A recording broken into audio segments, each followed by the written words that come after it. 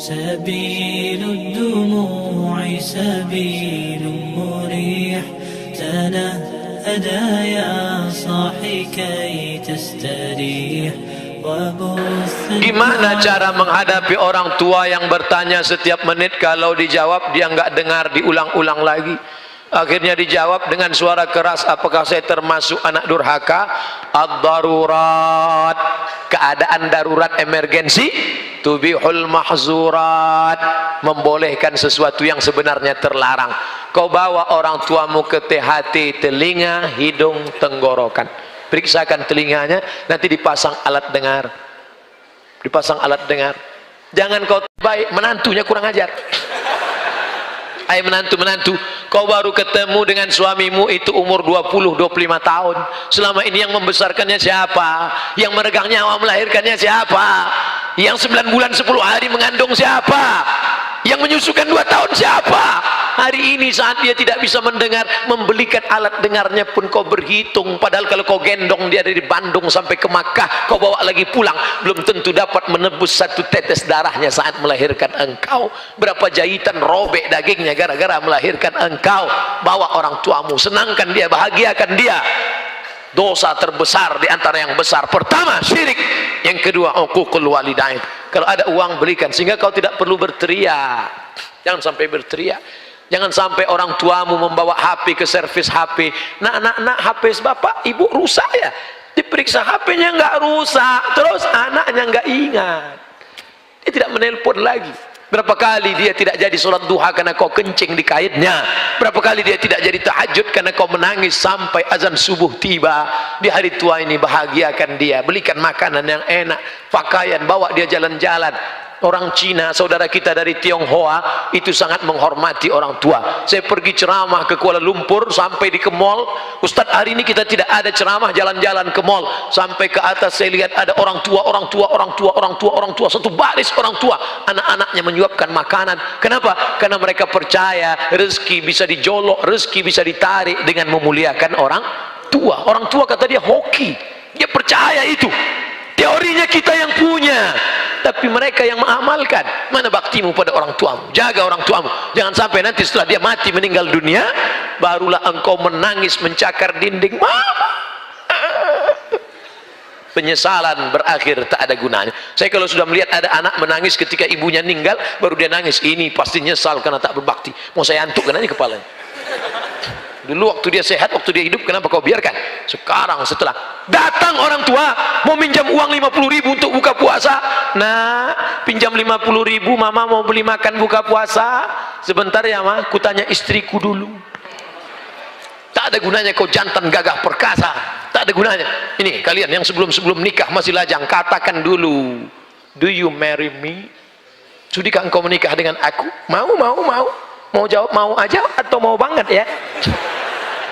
Tapi engkau akan menjadi to be a second woman. Kau akan menjadi perempuan kedua. Yang pertama siapa? I love my mom. Aku milik suamiku, tapi suamiku milik ibunya. Karena surga di bawah telapak kaki ibu, walaupun kakinya kesemutan.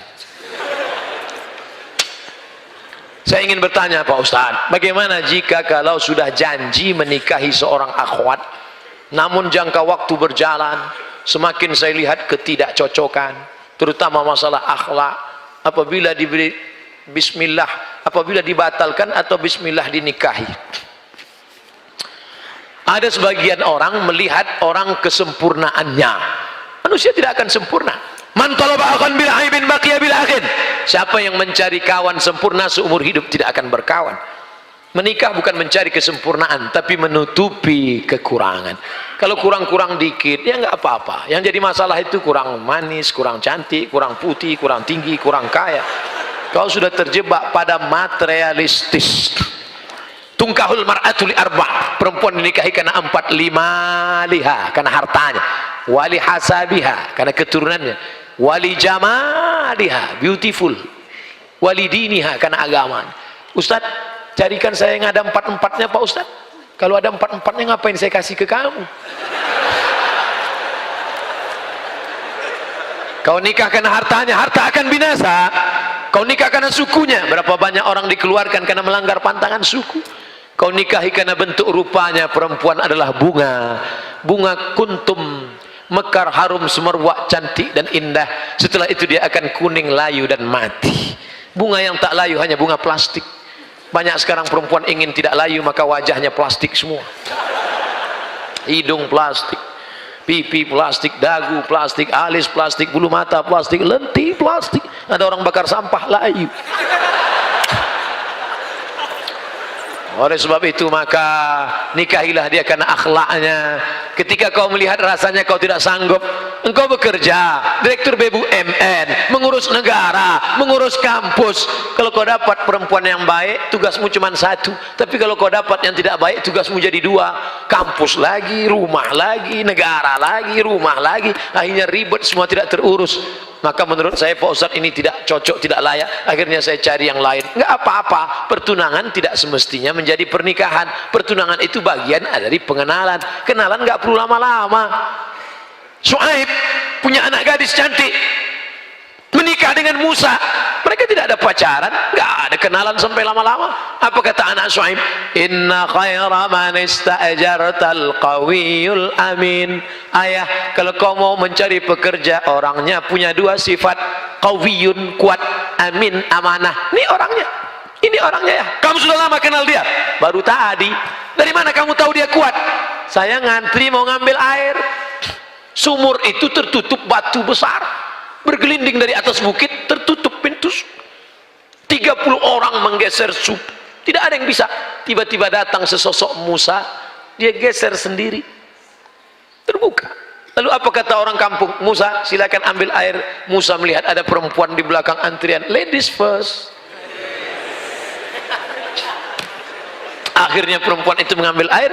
Tentu kalau sudah tertanam budi, pisang emas bawa berlayar, masak sebiji di dalam peti, hutang emas dapat dibayar, hutang budi dibawa mati. Ya, akhirnya termakan budi. Maka kalau kau mau mengambil hatinya, tanam budi dulu. Jangan bertanam tebu di tepi bibir, cuman lipstick ngomong manis aja. Nanti ku bawa liburan ke sana, akan makan ini. Sekarang nggak ada. Musa tidak begitu. Kesan pertama begitu menggoda. Dia dorong itu batu, ini orang bisa ngambil air. Dan perempuan itu bisa. Dari mana kau tahu ini orang kuat? Karena aku melihat dia, ayah, mendorong. Dan ini orangnya amanah ya. Dari mana kau tahu dia amanah? Tadi saat kami berjalan, aku di depan, dia di belakang. Bertiup angin kencang. Zaman dulu perempuan kalau bertiup angin kencang, nampak lekuk tubuhnya. Dan Musa menundukkan pandangan berkata, perempuan kau di belakang, aku yang di depan. Perempuan zaman dulu begitu, angin bertiup baru nampak lekuk tubuhnya. Yang sekarang nggak ada angin pun kelihatan. Akhirnya mereka sampai ke tujuan. Syuaib berkata, dari mana kamu tahu Musa ini orangnya kuat dan amanah? Dia kuat karena sekali dorong, dan dia amanah karena dia tidak mau aku di depan karena nampak lekuk tubuhku. Berapa lama mereka berkenalan? Hanya dari sumur ke rumah. Engkau kenalan sama dia sudah berapa lama? Sudah 2 tahun, habis cap jempol semua dari ujung rambut sampai ujung kaki. Pacaran-pacaran omong kosong, bohong. Ketika pacaran ya hati-hati ya, awas jatuh. Begitu sudah menikah, mana mata kau tadi? Maka kalian yang soleha-soleha tidak perlu jauh mencari laki-laki yang soleh. Di mana mereka? Di bawah ini mereka. Kalian pantau dari atas, lihat baik-baik. Yang bawah tak perlu melihat ke atas, karena mereka yang akan memilih kalian. Dilihatnya dari bawah. Enak nanti kalian ceritanya. Anak kalian pun enak cerita. Papa. Gimana kenal sama mama dulu? Dulu ada tablik akbar di Masjid UPI. Siapa yang ceramah? Ustaz Abdul Somad. Mana Ustaz itu sekarang? Udah mati dimakan cacing. Terus gimana mama? Mama bisa kenal sama papa? Mama sudah ngelihat dari atas. Terus pas turun ke bawah, aku tidak mencari engkau, kau tidak mencari aku. Allah mempertemukan kita. Gimana bisa ketemu? Sama-sama nyari sendal di tempat rak yang sama. Pas lagi nunduk, kepala mama naik kepala. Pas naik ke atas,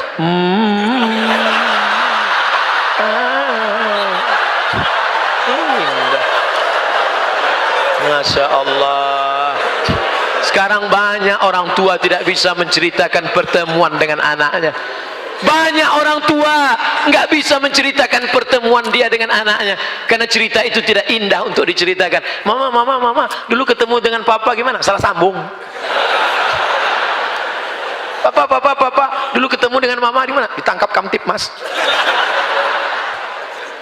Jikalau kita ingin tahajud seorang anak muda, boleh nggak satu rakaatnya 30 juz? Ada ndak orang yang pernah melakukan itu, Pak Ustadz? Ada, zaman sahabat Nabi. Rakaat pertama 15 juz, rakaat kedua 15 juz hafal Quran. Kalau engkau baca rakaat pertama 30 juz, rakaat kedua kau baca apa?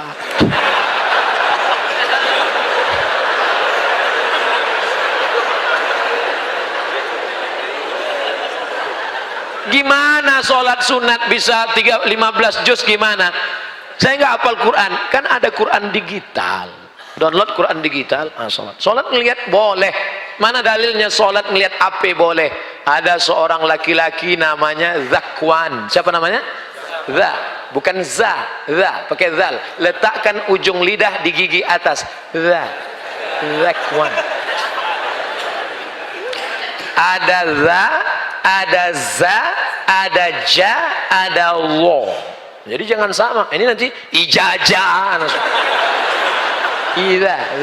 Namanya Zakwan. Zakwan jadi imam dan dia melihat mushaf.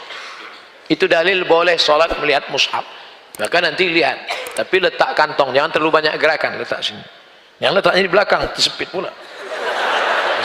Masuk. Ghairil maghdubi 'alaihim waladdallin. Amin. Bismillahirrahmanirrahim. Alif lam mim. Dzalikal kitabu la raiba fihi hudal lil muttaqin. Tapi HP-nya dinonaktifkan. Ya nanti ada masuk. Ya sebentar.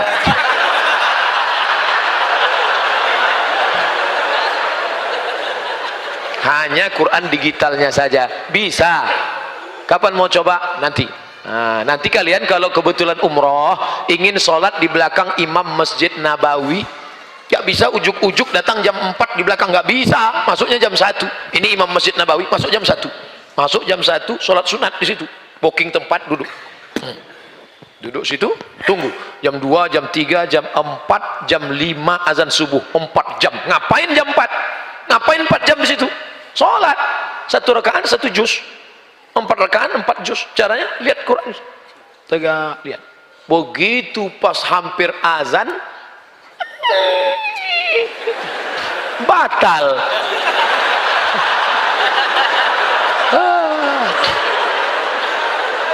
Coba lagi besok malam. Enggak ada yang sia-sia.